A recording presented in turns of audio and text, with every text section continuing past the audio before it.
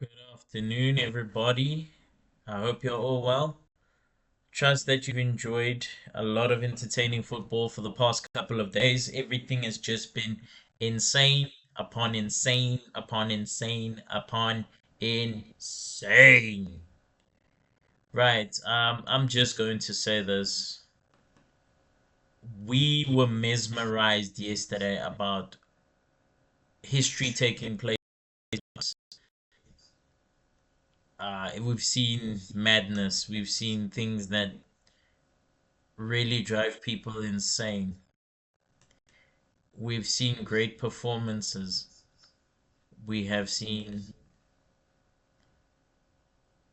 it's hard to describe. It's like the perfect weekend or the perfect meal that you had. It's something that you couldn't put your finger on it, but you just know it's there and it's insane. I'm just going to start from right over here. Ladies and gents, Eminem, John, I forgot who the other individual is, but the song goes, Toby Maguire got bit by a spider. You see, me, it was a goat. Now, if you recall in previous episodes, I said to you that Mbappe is gonna hit the 20 goal mark. However, if you had said Messi is more likely to do it and shatter the record, I would have been scratching my head in disbelief. But I will say this, and I'd just like to do a review of a few of the matches that we saw yesterday. Firstly, Um, France and Senegal, the first half was very cagey, very, very tight. Loose opportunities here and there. We are looking at what has been happening. How well did they play? We saw with the lineups. I'm about to display those lineups right in front of you. I mean, check this out. It was full on attacking football. It was something that said to us as fans that this is what we would like to see in a World Cup. We'd like to see teams going at it. The French setting up with the very, very lovely formation of a 4-5-1. Senegal going at it with a 4-3-3. And the thing is, 4-3-3 will always, under all circumstances, be countered with a 4-5-1 that is modified. As you can see, there were two defensive midfielders, and then we have your attacking midfielders, and then your lone striker with Kylian Mbappe playing central striker or central forward. Now, I will say this to you. Playing central forward is very, very challenging in itself, but now to see Kylian Mbappe being at Real Madrid for the past couple of seasons and mastering that position, it says to us how well he's gone about doing things. So, uh, we are here for the stats. The table, the French are second, if you're going to see it a bit later. But I'd just like to look at the stats that are here. When we look at these stats,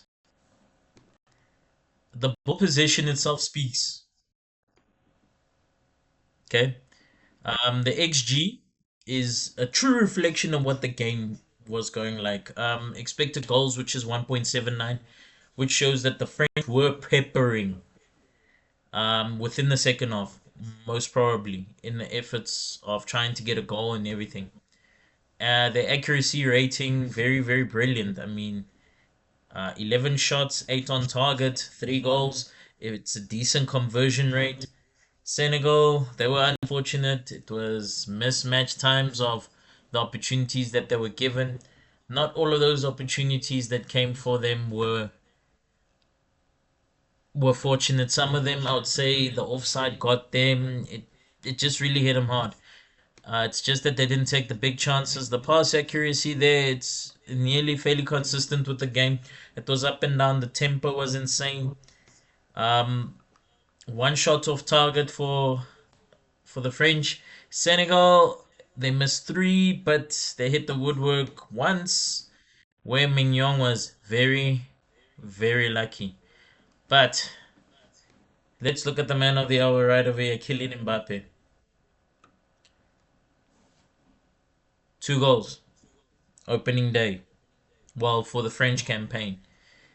So the third ranked side in the world managed to get a very, very, dare we say, second half convincing victory of 3-1. The Senegalese had thrown down, and we were on the edge of our seats when it was 2-1. May we also not disregard Barcelona's contribution within a space of less than 90 seconds, giving that second goal that gave the French that sigh of relief of saying less pressure is going to accumulate on us. We are going to dominate. We are going to be one of those teams that actually will get the job done. What bothers me though is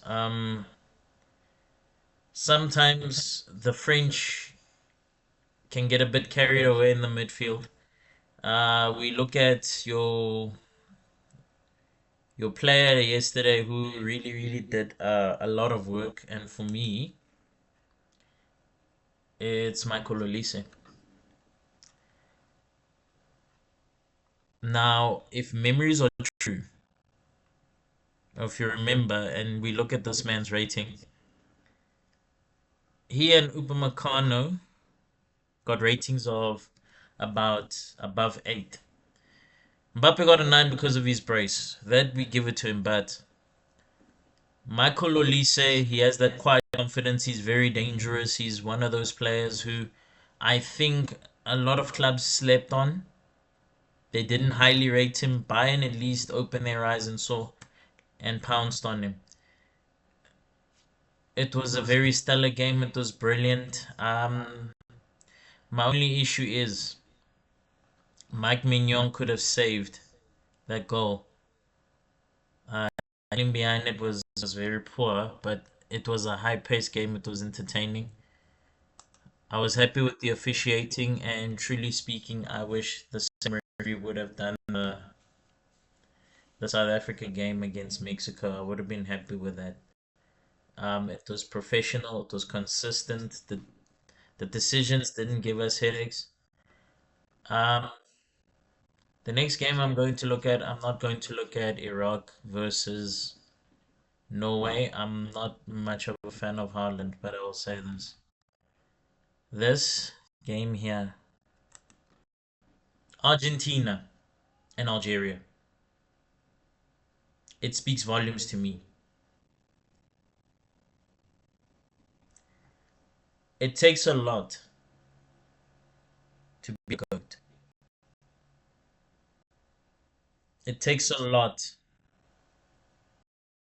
to be brilliant, to be the best of the best. And mind you, you did it in New York, you didn't do it in DC, you didn't do it in Florida, you didn't do it in Dallas. This man did it in Kansas City, Kansas. Now, it's one thing to be an all-time goal scorer at a World Cup. It is another to do it over a space of 6 tournaments, and you've equaled the ultimate record, which is 16 goals. And you are one away from utmost insane history making run of your life. What am I talking about? We're talking about Lionel Messi. Forgive me, but I am going to say this. Okay. They've given us the top stats here. They're looking at the events. They're talking about goals being ruled out. There was a goal by Messi that was ruled out. I believe it was in the fourth or fifth minute. And mind you, guys, Messi is a complete different. He's he's one of the best footballers we've ever seen. I won't lie to you, a hat trick. Now, the last time an Argentinian player scored a hat trick, and you can go look this up, was 2010. And can anyone in the comments tell me who that was? There were three Argentinians who have scored a hat trick. Of those three Argentinians was Lionel Messi, and the other is Gabriel Batistuta. Another fun fact, Messi, I believe, is right now sitting on approximately 123 international goals for Argentina. One, two, three. I think it's one, two, three. To put this into perspective, to put this into perspective, Messi is more prolific than Ronaldo in the World Cup. There, I said it. I'd like anyone to argue with me. And before we get into comments and have the skirmish, just remember, Messi has scored twice the amount of goals that Ronaldo has, as at the time of recording. If that does not reflect the true greatness of this gentleman, then clearly, please, guys, you shouldn't be on the channel. You don't know much about football, but I'm just simply going to say this.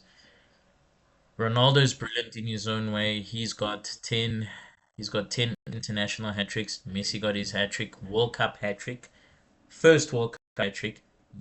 Well, early this morning, according to us and the time zone. So it tells you how brilliant it is. I mean, let's look at the stats here. 6 of those shots on target, half of those were Messi's goals. Algeria was nowhere near on target, but they had a bit of a higher ball possession than Argentina. But I'm going to say this, the Albi Celeste are one of the best teams, and I did say they were prime candidates on winning this World Cup, and when I think about it, I think the Argentinians could retain this.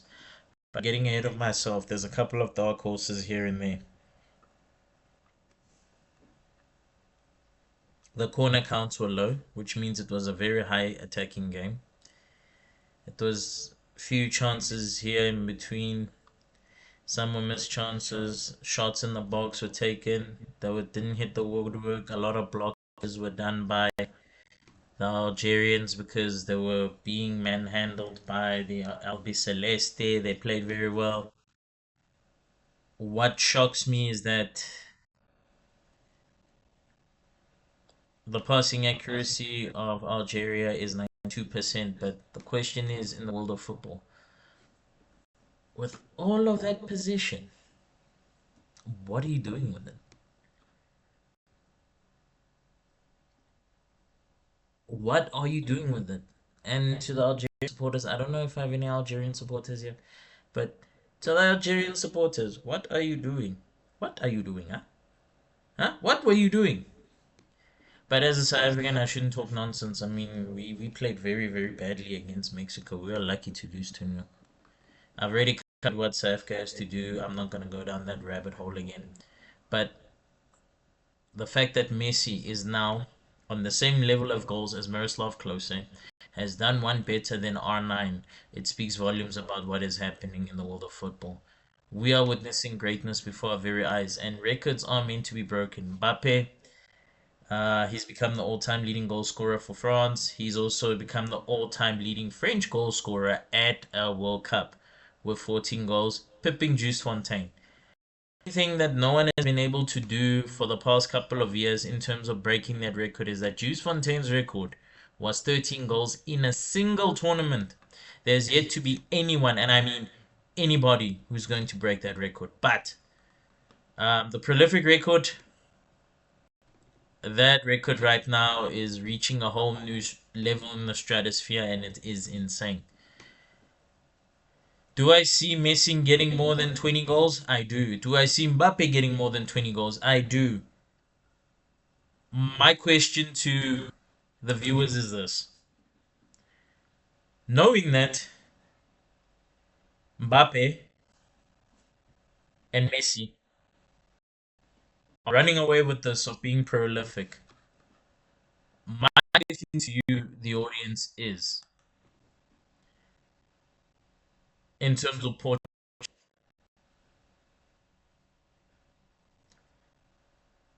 forget age, forget what's going on. And I don't think that the RC in any case can play five in the back. It's ridiculous. They're not going to do that.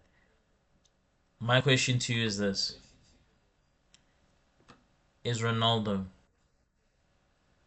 going to finally hit double digits?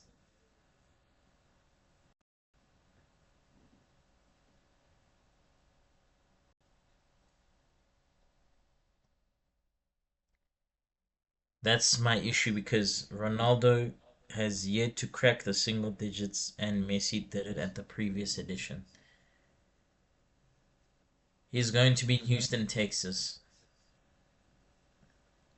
Messi has 16, he has 8. Mbappe has 14, he has 8. So already the closest rival to him will be Mbappe, and he's about 6 goals off the pace. Is he actually going to cover it? Since this is his last rodeo, and I said this is one of the teams I'm pipping to win the World Cup, and they're going to prove themselves, is he going to get the results that we're looking for? Is he going to produce something that is insane? And as you can see, within the next 2 hours and 46 minutes. Is this guy going to do the job? At the time of recording, we are asking this question. Is he going to step up? Is he going to prove himself to be the best of the best? And owing to that, there's still the lineups we're going to see. But with Neves, Vitinha, with Bruno Fernandes, and also Bernardo Silva, it is going to be one of the best teams that we see. There's no doubt in question that Portugal has got the manpower to get the job done. The question is, we are looking at Ronaldo. Is Ronaldo going to step up and be part of the whole debate again? Because it seems like he's fading into obscurity. Then we are also looking at other matches too. I've covered Ronaldo. I just want to know, to those who love Ronaldo, is he going to get there? Is he going to get the job done? Then we are looking. Oh yeah, England is playing tonight. England, England. Sorry about that. It's yeah. England, England. Do I rate England?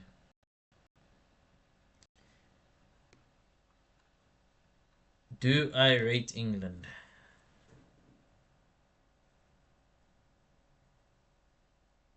I don't know.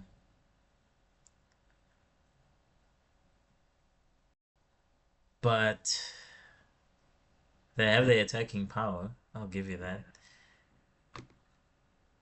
But the fact that they're putting Anthony Gordon ahead of Rashford is insanely ridiculous. I'm a person who's actually gonna go with Rashford on that side. That's my view. But I'm just going to say this: the Croatians can be a problem. You can't exactly predict what they're going to do, and they can get the results. But it's the World Cup. If you do not bring your A game, you're going to have a problem. Now the punters are saying that everything is in favor of England, but I'd rather say it's going to be a draw or win for Croatia. England being fourth in the rankings is also a bit of a mystery in itself. I just don't see it. There's a lot of things that are not making sense to me. But when I look at all of the games that are coming through, and I wanted to cover England, but something tells me that that England game is really dreary, and I'm not feeling it. Don't get me wrong, it's the World Cup. We all have preferences. We all support our nations or teams that we like so much. But there's a part of me that just the game doesn't scream. Here we go. Everything is awesome.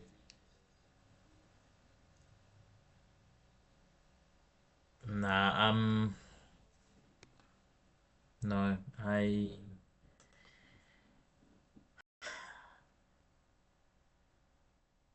I'm just saying we are happy to be in the presence of greatness. You see, if there's everything I love about a World Cup is that it is forever going to write something historic. It's something that we just can't negate and say, oh, it doesn't mean anything. It doesn't have a great bearing on what's going to happen in the world when everything around us says it does. Now, as I'm going through this and we're looking at everything, as at the time of recording, in terms of third place, the best teams would be. I can't believe I'm saying this, but all of those names are just there. Best third place teams is Netherlands, Belgium, Brazil, Qatar, Spain, Ghana, and Portugal. Ghana, Portugal, and yeah, Czechia. We'll see because they're playing against South Africa tomorrow. I covered that. I'm not doing that again. But in terms of all of this, some teams need to actually they have to up their game and up their standards. So right now, the top rated players are as follows. We're looking at Messi being at 9.66, then followed by Erling Haaland and Kylian Mbappe. Erling Haaland's rating, I think, is it's too much. It should be less. I think it should be just a solid 9. Mbappe should be higher than Erling Haaland simply because Mbappe managed to calm the nerves with one stellar, and I mean long range goal that was brilliant. See, right now is the top goal scorer with 3 goals. We'll see what happens, but for the past couple of tournaments, it has been that the ceiling for being top goal scorer is about 6 goals. Previous tournament it was 8. Question is, will Messi do the unthinkable and hit the 20s? Will Mbappe hit the 20s? And it's a whole list, but let's look at the whole list in terms of the top goal scorers so that we get some context. The business end of match day 1 or is going to come to an end very soon, specifically by this morning. And when we just look at it, it's Messi, it's Elijah Just, it's Erling Haaland, it's Florian Balogun, it's Kylian Mbappe, it's Yassine Arai, it's Kai Havertz. So basically, everybody from number 2 all the way to number 7.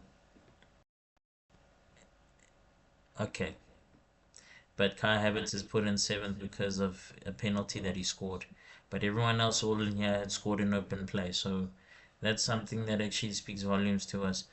But this tournament is going to be a tournament where we can see maybe close to over 220 goals altogether being scored. However, it's a tournament that mystifies us because in previous days we saw a series of draws and it was very, very insane and it should have been something that never happens, but it does happen in the world of uh, this is what we love about this tournament. There's always going to be drama. So K and Group L is going to be finished by around 6 a.m. according to GMT plus 2 time, which is my time zone. But when I look at all of this, it's going to lay out what some teams have to do. If we are going to be blunt, the toughest groups now, and I'm going to go through it. Group A is going to be an open and shut case depending on results, but the toughest groups are going to be Group B,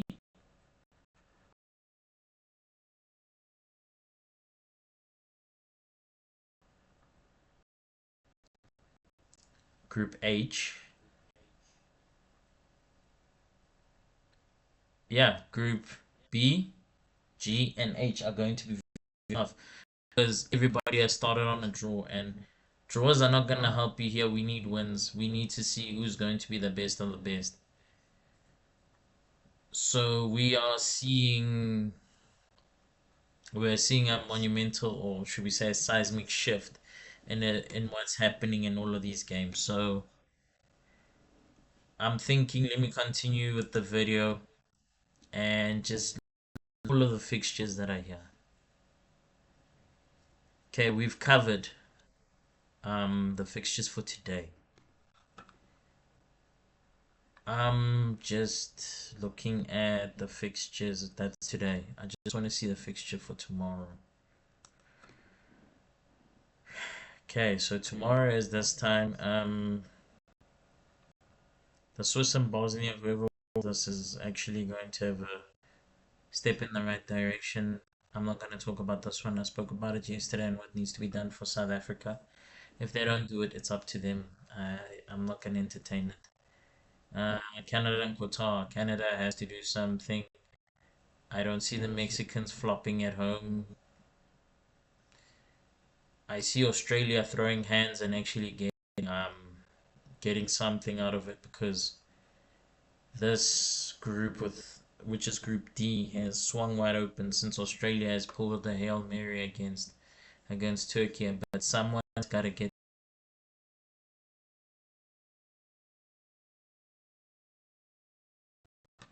those results are important.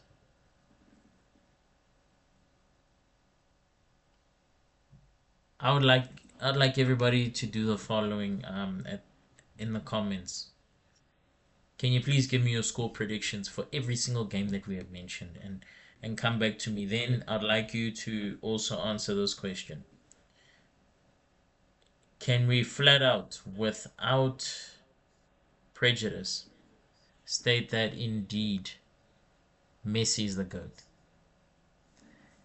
I leave that up to you. So may you like, comment, subscribe, tell me what you think. Right, take care of yourselves.